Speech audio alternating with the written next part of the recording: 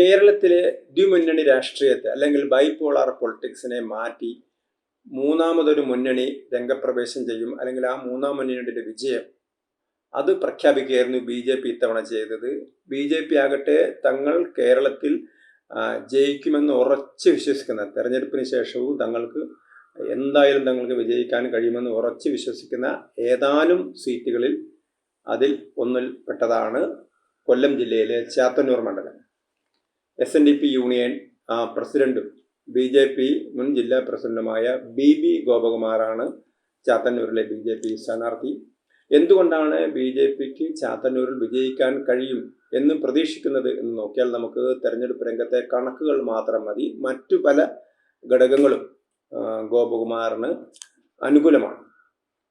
ചാത്തന്നൂരിനെ സംബന്ധിച്ചിടത്തോളം 2016 തെരഞ്ഞെടുപ്പിൽ CPI സ്ഥാനാർത്ഥി ജയലാലിന് BJP സ്ഥാനാർത്ഥിയേക്കാൾ ഇരട്ടി വോട്ട് ലഭിച്ചിരുന്നു. അന്നും രണ്ടാം സ്ഥാനത്ത് ഗോപകുമാറായിരുന്നു. പക്ഷേ ഗോപകുമാറിന് 33,000 വോട്ട് നേടിയ സമയത്ത് ജയലാൽ 67,000 വോട്ടാണ് ജയലാൽ നേടിയത്. അതായത് ഗോപകുമാർ 25% വോട്ട് നേടിയ സമയത്ത് 50%-ലധികം വോട്ട് നേടിയാണ് ജയലാൽ ജയിച്ചത്.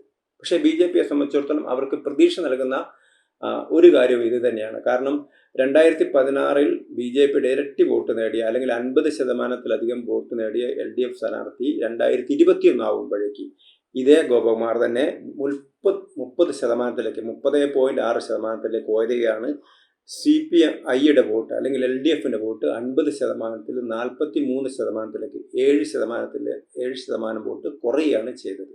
അപ്പം അങ്ങനെ നോക്കുന്ന സമയത്ത് 2016 50%-ൽ 43%-ലേക്ക് താഴേക്ക് വീണ LDFന് തെരഞ്ഞെടുപ്പിൽ ജയിക്കാൻ കഴിഞ്ഞെങ്കിലും ഈ തെരഞ്ഞെടുപ്പിൽ തങ്ങൾക്ക് ആ മണ്ഡലം തിരിച്ചു പിടിക്കാനും കഴിയും. കാരണം വീണ്ടും തങ്ങൾക്ക് കുറച്ചുകൂടി വോട്ട് മുന്നോട്ട് വന്നാൽ പൂർണ്ണമായും ജയിക്കാൻ കഴിയും എന്നുള്ളൊരു പ്രതീതി ജനിപ്പിക്കാൻ BJP കഴിഞ്ഞിട്ടുണ്ട്. ഇപ്പോൾ അവർ പറയുന്നത് വോട്ടെടുപ്പിലെ കണക്കുകളൊക്കെ പരിശോധിച്ച സമയത്ത് ചാത്തന്നൂരിൽ എന്ത് തന്നെയായാലും BB ഗോപകുമാർ ജയിച്ചിരിക്കുമെന്ന് തന്നെയാണ്. കോൺഗ്രസിനെ സംബന്ധിച്ചിടത്തോളം, UDFനെ സംബന്ധിച്ചിടത്തോളം അവരും പ്രധാനപ്പെട്ട ശക്തിയാണ്. സൂരജ് രവിയാണ് കോൺഗ്രസിൻ്റെ സ്ഥാനാർത്ഥി. പക്ഷേ കഴിഞ്ഞ തെരഞ്ഞെടുപ്പുകളിലൊക്കെ തന്നെ BJPക്ക് പിറകിലായിരുന്നു UDFന്റെ സ്ഥാനം.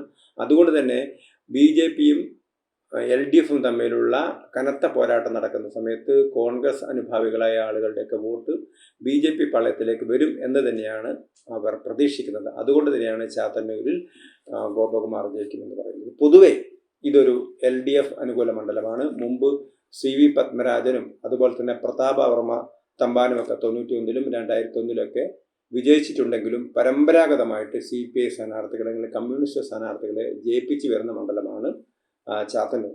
പക്ഷേ SNDP യോഗത്തിൻ്റെ പ്രസിഡന്റ് എന്ന നിലയിൽ, യൂണിയൻ പ്രസിഡന്റ് എന്ന നിലയിലും അല്ലാതെയും വലിയ സ്വാധീനമുള്ള നേതാവാണ് ഗോപകുമാർ.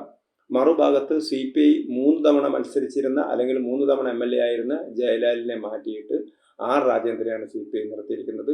മറുഭാഗത്ത് UDFൻ്റെത് സൂരജ് രവിയും. പക്ഷെ ഇവരെക്കാളേറെ ജനസ്വാധീനവും പ്രാദേശികമായി ചാത്തന്നൂർ മണ്ഡലത്തോട് ഒട്ടി നിൽക്കുന്ന ആളുമാണ് BB ഗോപകുമാർ. തങ്ങളുടെ സ്ഥാനാർത്ഥി ഗോപകുമാർ ജയിക്കുമെന്ന് തന്നെയാണ് BJP പ്രതീക്ഷിക്കുന്നത്. കാരണം തുടർച്ചയായിട്ട് എല്ലാ തെരഞ്ഞെടുപ്പുകളിലും വോട്ട് വൻതോതിൽ വർദ്ധിപ്പിച്ചുകൊണ്ടിരിക്കുകയായിരുന്നു. അത് പാർലമെന്റ് തെരഞ്ഞെടുപ്പിലാണെങ്കിലും പഞ്ചായത്ത് തെരഞ്ഞെടുപ്പിലാണെങ്കിലും BJPയുടെ വോട്ടിംഗ് നില വളരെ സ്റ്റേബിളാണ്. അതുകൊണ്ട് തന്നെ ഇത്തവണ കേരള നിയമസഭയിലേക്ക് BJPക്ക് ഉണ്ടാവുന്ന പ്രതിനിധി ഒന്ന് ചാത്തന്നൂരിൽ നിന്ന് തന്നെ ഉണ്ടാകും എന്നാണ് BJP അവകാശപ്പെടുന്നത്.